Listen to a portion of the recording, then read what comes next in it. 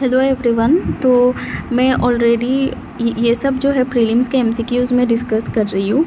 अभी मैंने 10 question already discuss कर चुकी हूँ और अभी ये और 5 क्वेश्चन जो है वो डिस्कस करूँगी कि कैसे अगर कॉमन सेंस भी लगाते हो तो भी क्वेश्चन सॉल्व होते हैं, और अगर 2 स्टेटमेंट भी तुमको पता है तब भी क्वेश्चन सॉल्व होते हैं। ये ज़रूरी नहीं है कि हर एक स्टेटमेंट पता होना पड़ेगा तभी हम आंसर कर सकते हैं। ठीक है, चलो ये वाला क्वेश्चन मुझे काफ़ी इंटरेस्टिंग लगा।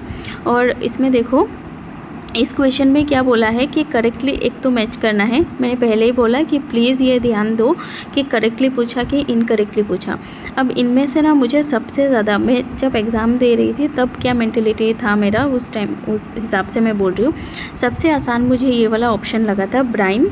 बिकॉज़ क्या होते हैं कि जब हम अचार बनाते हैं ना तो गर्म पानी में क्या करते हैं, शुगर और सॉल्ट मिलाते हैं और उसको ब्राइन बोलते हैं, राइट। तो उसको क्या करते हैं, फिर ऐड करते हैं हम लोग। तो इसी वजह से क्या है कि ये इसमें क्या है, सॉलिड सॉलिड जो है स्वीट, और मतलब शुगर और सॉल्ट जो है वो तो स्वीट है, मतलब ये तो सॉलिड है और सॉलिड को हम लिक्विड में मिला रहे हैं और इससे बन रहा है क्या, ब्राइन। तो ये करेक्ट होगा, 2 करेक्ट है, राइट। तो ये तो एक्सक्लूड हो गया। अब नेक्स्ट देखते हैं। इसके बाद मुझे ब्रश वाला सबसे आसान लगा, बिकॉज़ ये एलॉय होता है किसका, कॉपर और जिंक का, राइट। तो ये क्या है, सॉलिड इन सॉलिड, तो ये भी राइट है।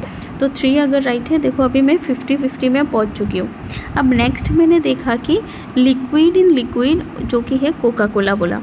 अब मैं उस टाइम पे क्या सोच रही थी कि अगर ये कोका कोला है और वो क्या है, टेस्ट करता है बहुत स्वीट, राइट। अगर स्वीट टेस्ट करता है इसका मतलब क्या है, शुगर मिलाया होगा। तो शुगर क्या है, फिर से ये तो सॉलिड है ना, तो ऐसा होना चाहिए था ना कि सॉलिड इन लिक्विड, ना कि लिक्विड इन लिक्विड। तो इसी वजह से मैंने इसको, मतलब मुझे ये ठीक नहीं लगा। तो उसके बाद क्या हुआ, मैंने बी ऑप्शन टिक किया था और ये राइट भी हुआ था, बी ही ऑप्शन है, राइट। आंसर के में भी ये बी है। तो ऐसे करके भी तुम सिंपली, मतलब जो भी है वो सोच के भी तुम आंसर कर सकते हो। बस खुद को काम रखना है और आंसर करना है। जितना सोच सकते हो, जितना जो भी अप्लाइड कर सकते हो नॉलेज एमसीक्यू में, उतना ही अच्छा होगा। नेक्स्ट ये वाला देखो, लॉ ऑफ ग्रेविटेशन। ये क्या पता है हमको, न्यूटन ने दिया था। अगर ये पता है कि 1 गलत है तो क्या है, देखो 1 अगर गलत है और पूछा करेक्टली मैच, तो देखो आंसर आ गया डी। तो एक भी अगर पता है तो आंसर निकल रहा है, राइट। कितना आसान था ये क्वेश्चन। नेक्स्ट देखते हैं। इसमें क्या है, 6 की रूल के बारे में पूछा और बहुत ही क्वेश्चन, मतलब बेसिक क्वेश्चन पूछा कि ये चारों में से क्या है, ये तीनों तो है, ये वाला नहीं है, तो इसका मतलब है कि ये हो जाएगा आंसर, राइट। बहुत इजी क्वेश्चन था ये भी। नेक्स्ट देखो, हम लोग ये स्केड्यूल्स को कैसे याद रखते हैं कि tears of old PM, right.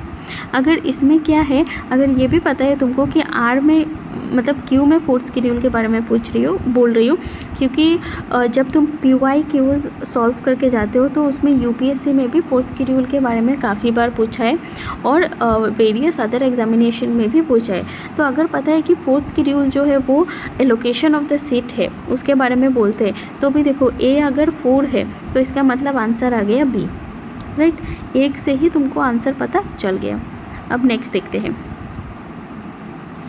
ये डीलिमिटेशन वाला क्या है। देखो मैं 1 तो पढ़ूंगी ही नहीं, बिकॉज इसमें हर एक आंसर में क्या है, 1 है, राइट। तो इसका मतलब है कि 1 राइट ही होगा और पूछा क्या है, करेक्ट पूछा है। अभी मैं नेक्स्ट क्या करूँगी, नेक्स्ट डायरेक्टली ये स्टेटमेंट देखूंगी कि ये राइट है कि रॉन्ग है।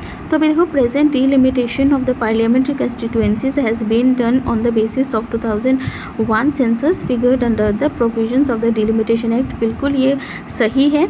और इसके बाद से क्या किया, फ्रीज कर दिया। अभी इंक्रीज़ कब होगा सीट, 2026 में क्या होगा, इंक्रीज़ होगा सीट लोकसभा में, राइट।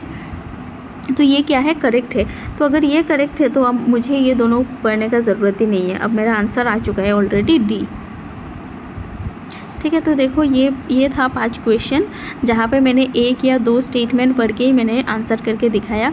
और ये सब चीज़ें आएगा तब जब तुम बहुत ज़्यादा प्रैक्टिस करोगे, ठीक है, कि कौन सा स्टेटमेंट को पहले पढ़ना है, कौन सा को नहीं पढ़ना है। जैसे ये वाला था कि 1 तो मैं पढ़ूंगी नहीं बिकॉज 1 चारों में है, फिर मुझे कौन सा 2 में नहीं जाऊँगी, 3 में नहीं जाऊँगी, मैं डायरेक्ट 4 में जाऊँगी बिकॉज ये आसान था कि अगर 4 करेक्ट है या 4 के बारे में पता है तो मेरा आंसर निकल सकता है, राइट।